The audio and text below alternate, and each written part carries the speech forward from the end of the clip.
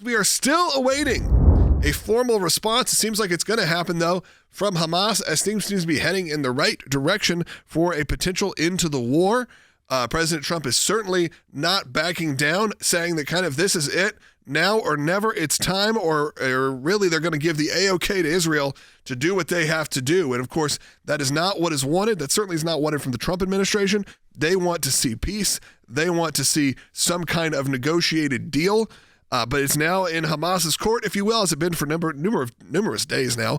But now we are seeing potentially, as they're having what do they call them? Their meetings, but they're not together. Negotiations, they're indirect talks between Israel and Hamas. And this comes after Hamas said they're committed to reaching an agreement to end the war. What they are negotiating in Cairo today, and there's American delegations there, there's from the other Arab partners have delegations there, as well as Israel and Hamas, is they are negotiating how they will carry out that first step of the plan, which is release all the hostages and begin the ceasefire. So that's what they're talking about today. They are expected to get into the technical details of how to implement that first phase.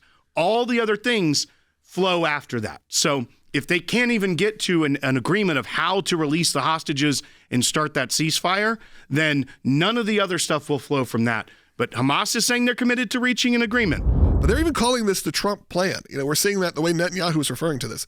And he even said if the Trump plan doesn't get signed, then America has sort of given the go-ahead for them to finish the job. Well, and that's why these next few days are so important to this, because they are there actually negotiating how to implement the first portions of this plan, which that was what President Trump was very clear about up front, is that all the hostages have to be released. So remember, there's 48 hostages that they believe are remaining either alive or dead in the hands of Hamas at this point. They are demanding all of those, whether living or the remains of those that have passed away or been killed by Hamas, to be returned to Israel. On the other side of that, there's some prisoner releases that can come from this, from the Israeli side, giving back to the Palestinian side. Some of those are people that were arrested post-October 7th. Others are people that were just in prison in Israel from previous times as well. There's normally, whenever you get to one of the end of these wars between Israel and Hamas, there is this kind of prisoner swap situation going on. Normally, it's not civilian hostages that you're dealing with. So that, if we can get that done in the next few days, if they can come to a framework where that peace begins and all the hostages are returned home, as well as the beginning of that ceasefire, I think that gives a very big sign to the world that we could see this get all the way to the end. Because the other parts, once they start giving up what really has been their bargaining chip to some degree, the other parts, it's going to be harder for them to push back when you've got Saudi Arabia, Jordan, Egypt, Qatar, the UAE, Turkey, all of these countries that are more favorable to the cause of the Palestinians than they are to Israel, saying, hey, you're going to get this done this time. It does call for the end of Hamas, but what it doesn't do is it really gives immunity to all of those currently working with Hamas, the leadership, the people. They're going to be held for no issues, no criminality. Kind of all is forgiven in a way. So there's two different options. They can either stay in the country and agree to nonviolence, right, or they can not agree to nonviolence and be moved to another country. But either way, the deal actually provides for the people who currently are in Hamas to walk away, to end this. So, I mean, yes, self-preservation is strong. This could be the self-preservation they need, because we know when the Israeli military comes in, because these are this is like the 10th string Hamas leadership at this point.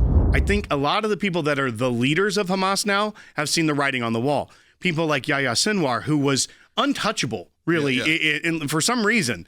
They could never really take out the leadership of Hamas, and that has happened. So they've seen these people that are in the position now probably never expected ever to rise to the level of leadership in Hamas that they have now. They've seen all their previous leadership be killed by Israel. They know that Israel is going to keep doing that. if it gives this disavow violence and stay in Gaza, they can remain where they are or safe passage out. That is the most motivating factor here would be self-preservation on a personal level. But I also do want to point out in their response that they sent to President Trump on Hamas's response to U.S. President Trump's proposal. This is a statement. President Trump put it out on Truth Social. They go through a lot of the stuff before, and it says, as for other issues included in President Trump's proposal concerning the future of the Gaza Strip and then the inalienable rights of the Palestinian people, this is tied to a collective national position and in accordance with relevant international laws and resolutions to be discussed within a comprehensive Palestinian national framework in which Hamas will be included and will contribute with full responsibility. So that is one of the hangups that they will have to negotiate out. Hamas is at least on board to start this movement. But remember, they're also iffy and probably having a lot of internal discussion and disagreement about that key point, Phil. There are probably those true believers still that are like, no, Hamas, we're going to get back to running this one day. Well, we shouldn't just allow them to disband us and scatter us throughout the Middle East. You have seen so much of a turn against Israel over the last few weeks, last few months, in the mainstream press, in the conservative sphere, that it's obviously put a lot of us, a lot of stress on a lot of us who are supportive. Again, you don't have to be supportive of a government. I understand there are people who support the idea of America, but don't support President Trump or didn't support Joe Biden. Of course, we'd be critical of a government. But the idea of extinguishing a country and making sure a country doesn't exist is very different. You can disagree with, of course, they're just as partisan there as we are here. As you are, by the way, look at the rest of the world. Look what's going on in the UK. Look what's going on in Europe. We're all kind of going through this same moment in time in a lot of these places, and let's say the Western world.